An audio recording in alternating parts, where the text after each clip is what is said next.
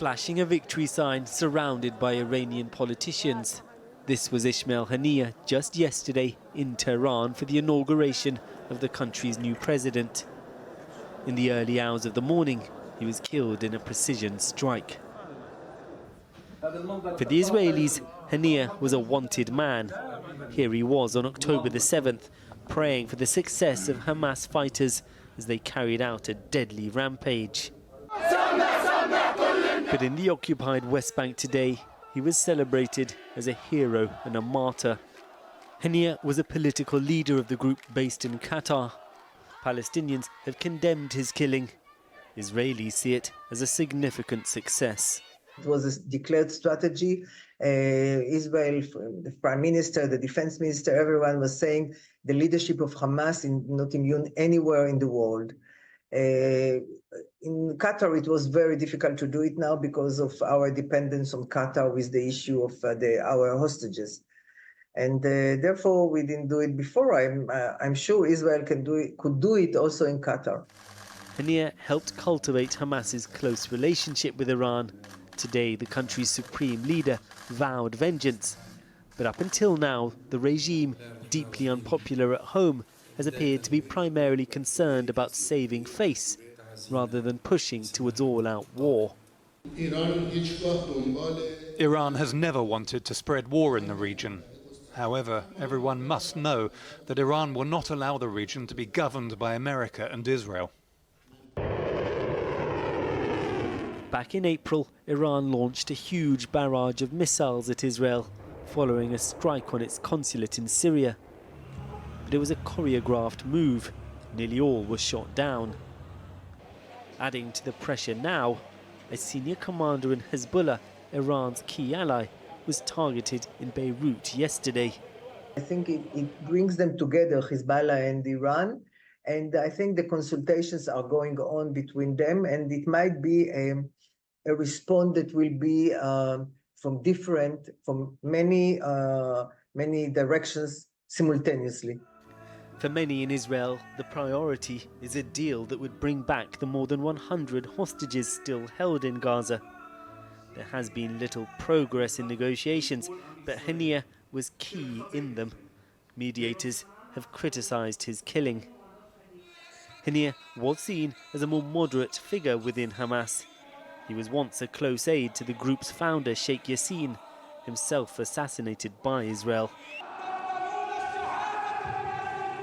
He went on to lead Hamas in Gaza before moving abroad. Haniyeh is the second Hamas leader to be assassinated by Israel outside Gaza. Another senior figure was killed in Beirut in January. Inside Gaza, the head of Hamas's military wing, Mohammed Deif, is thought to have been killed earlier this month. His deputy was targeted back in March. But Yahya Sinwar, leader of Hamas in Gaza, remains alive. The group's fighters have been weakened, but are managing to regroup in areas Israeli forces have withdrawn from. Hamas was also built as an organization to be able to sustain these blows, and it did sustain these blows before. Its original leader Ahmed Yassin was killed. Abdulaziz al-Rantisi, who was also the head of the political bureau of Hamas, was killed. But despite that, Hamas continued to develop its resistance project. So I don't think, again, that these assassinations work anymore in the way that Israel thought it worked. It's ordinary people in Gaza who are suffering the most under Israel's ferocious assault. Close to 40,000 Palestinians have been killed. Amongst the victims today, a well-known Al Jazeera reporter, Ismail Al-Ghul, and his cameraman, Rami Al-Rafi. Killed in what appears to be a targeted Israeli strike on their vehicle as they left the area around Ismail Haniyeh's former home. More than 100 journalists have been killed in Gaza, an awful price for documenting awful suffering. Crouched over his body, a colleague vows the coverage will continue.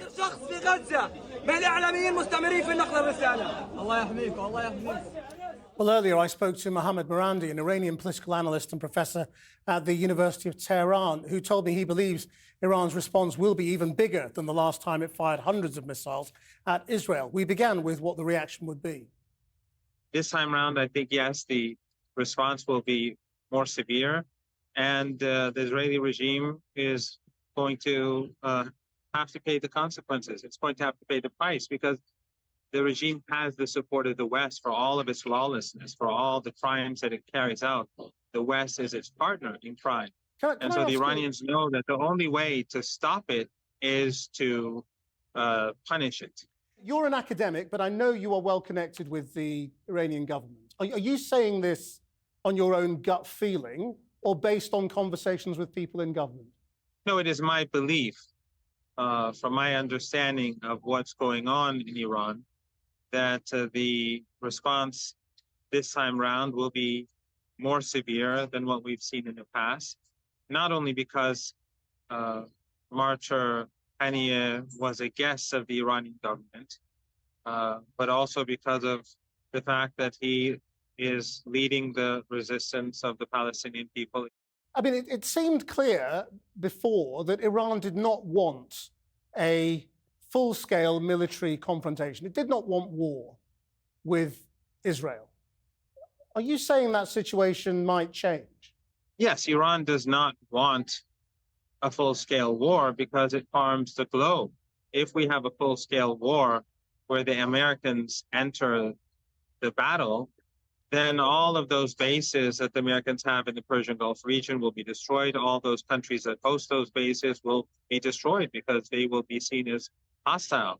And that will destroy the global economy because there will no longer be oil or gas exports from the region. No one wants that. The Iranians don't want that. But Netanyahu probably does want that. The Israeli regime probably doesn't want it. They know that they are on the losing side and that history will judge them as it should, despite Western propaganda. But Netanyahu wants the war to be expanded. And the Iranians have no option but to punish him to prevent him from continuing these outrageous acts. So it's really up to the West and the Americans to end the genocide that they are funding and supporting. Do you not feel that the Iranian people, or some Iranian people, will not feel annoyed at the lack of Iranian capability to have stopped this? You know, a missile attack on Israel would almost certainly have been shot down, as the vast missile attack on Israel was last time round. You know, Iranian air defenses were unable to stop this happening. Has that not highlighted its weakness? I think it's very clear that the Iranians had the upper hand, and that's why the Israeli regime was very careful not to continue the confrontation. And after the attack on the Iranian embassy, they discontinued attacks on the Iranians because they know that Iran has a very powerful drone and missile capability that they cannot match. But in any case, if they want to try, the Iranians will punish them, and the punishment will become increasingly severe. The West supports Israel, and therefore it's not going to stop it from carrying out these atrocities. And so the Iranians know that the only way to stop the Israeli regime is to hit it where it hurts. And tell us a little bit about the new president, who most people here don't really know anything about. I mean, what is his likely disposition going to be? His position on Palestine is very impressive, and he supports the resistance. He supports Hamas and Islamic Jihad and the collective axis of resistance in Yemen, Lebanon, Iraq, and Syria, which is supporting the people of Palestine. And I think that the Iranian people are united on this issue. And I think the whole world is now united. It's only in a handful of countries in the West where they continue to insist to invite and engage and applaud a mass murderer. Mohammad Marandi, thank you very much. Thank you. In the last hour, there's been reaction to the killing of Ismail Haniyeh from the US State Department and the White House. Let's go live to Kieran Moodley in Washington. Yes, Krish, this has a certain sense of deja vu going back to April when, of course, the Iranian embassy in Damascus was hit by Israel. And the Americans today were saying that none of these events helped to bring the temperature down, but that all-out war is not inevitable. And so ever since the weekend, really, the State Department has been saying that the ceasefire in Gaza, getting that deal, that is the best way to bring things under control, and that that's still possible, if not very complicated. And the Americans have also, of course, been engaged in some dialogue between Israel and Hezbollah. But with the US again today stressing that firstly, Israel has a right to defend itself, it does feel like, once again, back in April, the Americans don't really have much control over how Israel seeks to retaliate. And indeed, the Secretary of State, Antony Blinken, said today that he had no prior knowledge of an attempted assassination on Ismail Haniyeh, although, of course, Israel have said they were not responsible. This is what Mr. Blinken said today. First, this is something we were not aware of or involved in. It's very hard to speculate, and I've learned over many years never to speculate on the impact one event may have on something else.